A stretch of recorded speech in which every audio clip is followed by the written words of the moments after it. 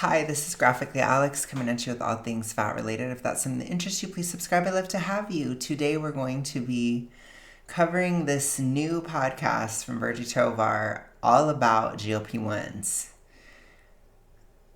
I am fascinated. I know that this is going to be probably one of the weirdest things we've covered. I lately have noticed that fat acceptance has gotten weirder and weirder. And I want to go ahead and, again, I don't know if it's that it's getting weirder or that I'm drifting farther away from it, but I'd like to explore this with you. So let's go ahead. It started with an email. Nothing flashy, no immediate red flags, just a message sitting quietly in my inbox on a gray January morning in 2024. I clicked on it and discovered it was from a marketer who was offering me access to a brand new weight loss drug, something called a GLP-1, completely free. The only catch? I had to document my weight loss journey publicly on Instagram. I felt confused because this wasn't just off-brand for me. It was the exact opposite of everything I stand for. Every January, like clockwork.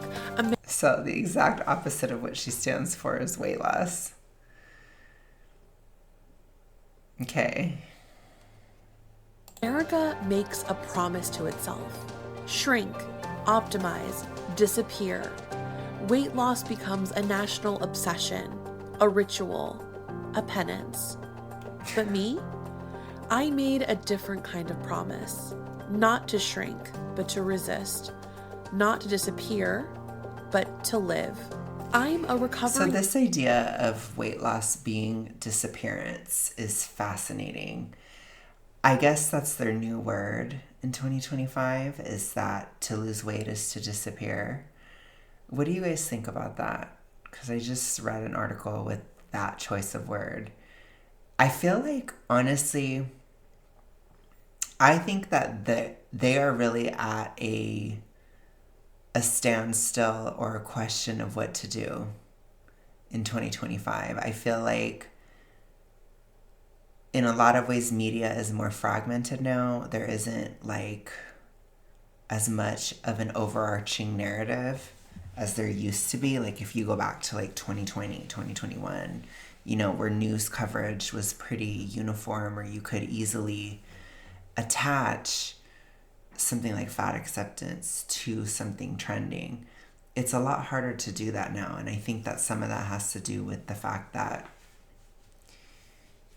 again, media has just changed a lot since 2020. It's very different. I think, I don't know. I think it's just harder to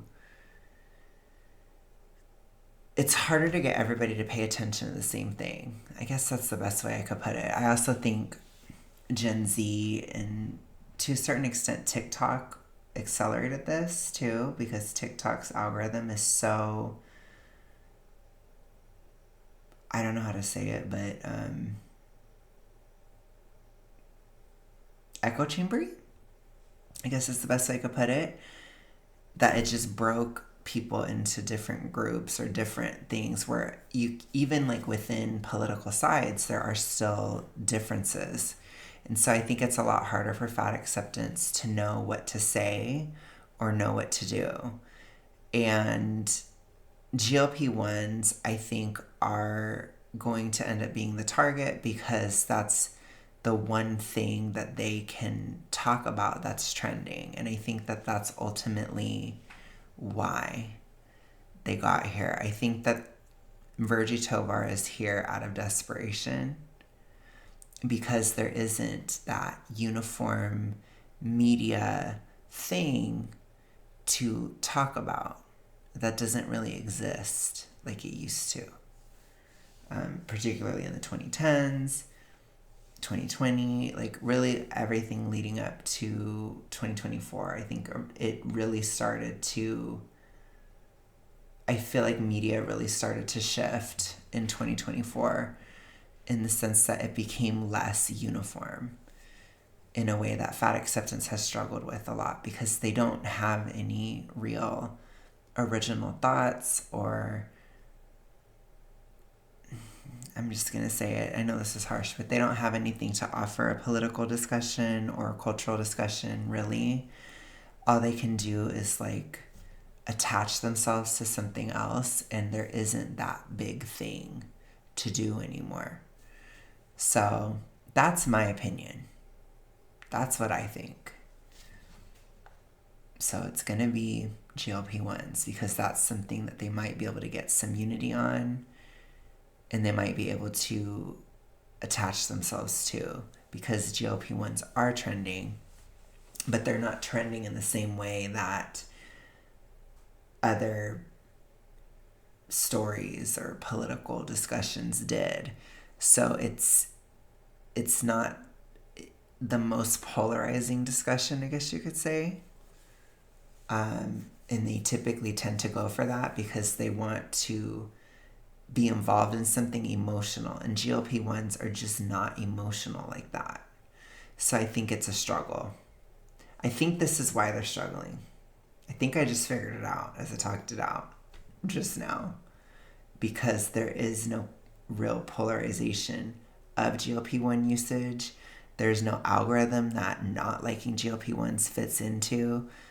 People of all different beliefs don't like GLP-1s, or people of all different beliefs like GLP-1s. It's not a cut and dry, algorithmic, I can just pick a side on this and it'll just go viral. It's not like that. But it's because they don't have anything to connect fatness to. So that's why she's here. That's my opinion. Anorexic, and I know what it's like to chase thinness like it's oxygen. At one point in my life, I would have taken that drug. No hesitation, no questions. GLP-1s, they would have seemed like salvation. But I've seen what a life focused on becoming thin at any cost gets you. And I'm very GLP-1 neutral. I really advocate for GLP-1 neutrality. I think acting like it's a political statement to not use it is stupid. Just like acting like it's your salvation is kind of stupid. At least in terms of weight loss. Like, I'm not talking about in terms of diabetes or whatever. Like, I know it's very good for that, but I'm talking about in terms of weight loss. It's not your salvation. It's a tool. So I hope that people can keep a realistic view on GLP-1 usage. Use it for what it's good for and don't abuse it.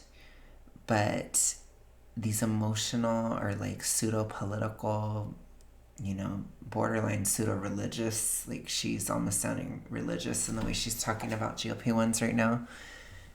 It's not appropriate, in my opinion. It's bizarre, acting like it's this huge moral decision. It should be a practical decision. It should be a calculated risk decision. I don't think it needs to be this with a lack of a better word, it doesn't have to be this extra. I think this is really, really extra. Not going back. It took years of therapy, unlearning, rebuilding. I've written books, spoken out in lecture halls, boardrooms, even documentaries, fighting the lie that bodies like mine need to be fixed. Even a cursory glance at my Instagram would have shown even the most junior member of any marketing team that they were barking up the wrong tree. So, when I read that email offering me free GLP-1s, my presumption was this. They don't care. They don't know you personally, Virgie. Like, get a grip. They're trying to promote a product. It's not, you have a following. They were probably looking for fat people that could lose weight publicly to promote the drug. It's not rocket science. It's not personal. It's not something that they personally tried to insult you with, Virgie. Like, this is ridiculous. This landed in my inbox by accident. So I rolled my eyes and hit delete. But then came another one, and another, and another. By around the fourth email, I stopped deleting because suddenly a tiny, quiet alarm started going off in my head. This was more than a misguided marketing pitch. This was my first real glimpse into a growing web of influence, pressure, and profit. She is trying her hardest to make this an emotional topic. Like the music, her tone, cadence, everything about it. Everything about what she's saying. She's trying so hard to scrape out some kind of emotional feeling in this topic, and it is such a reach. I feel like she's breaking her back. Absolutely.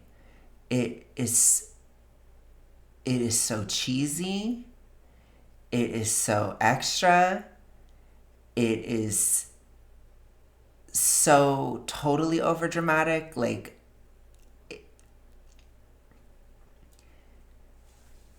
we love to see it. We love to see it. I love to see them struggle. I do. I know that's bitchy to say, but I do, because there is no actual intellectualism behind this movement. And I've talked about that a lot. So all they have is emotion. And so she has to really try. And you can see it's a struggle. In this episode, it was released on my birthday. So thank you, Virgie. This is like a birthday present to me. I love seeing how much you are struggling. I do. Because I feel like this is like a moment when fat activists have to actually try to be an actual activist, and they suck. She's really sucking here. And I love to see it because I am a bit of a bitch. I am. And again, she is my ideological enemy. I'm going to be true, real about it. Like, she is definitely, I fight against her rhetoric on a daily basis. I lost weight this January. I did it loudly. I did it. But I'm just saying, this is giving me hope. It gives me hope. It's this bad that it's giving me hope. This was a breadcrumb trail that led somewhere.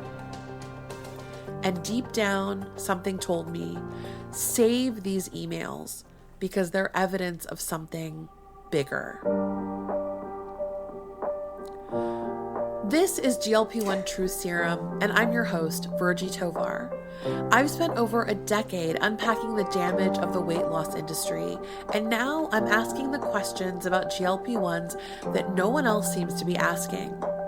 In this first episode, I'm going to tell you why I think that email landed in my inbox, and how I believe that right now we're witnessing corporations attempt to silence a generation in the name of fat phobia and profit. So stick around. You're about to get your first dose of True Serum.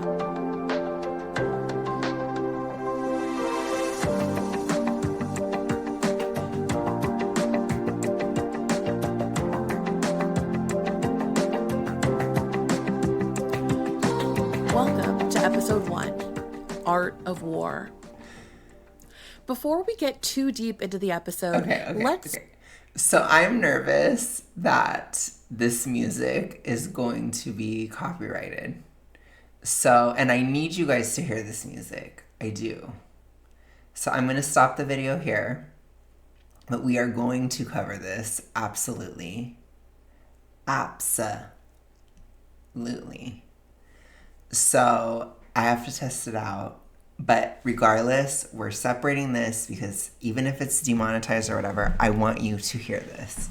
I want you to hear it full blast, all of it. Okay, so I will get back to you guys tomorrow. It's just the beginning. I'll see you guys tomorrow.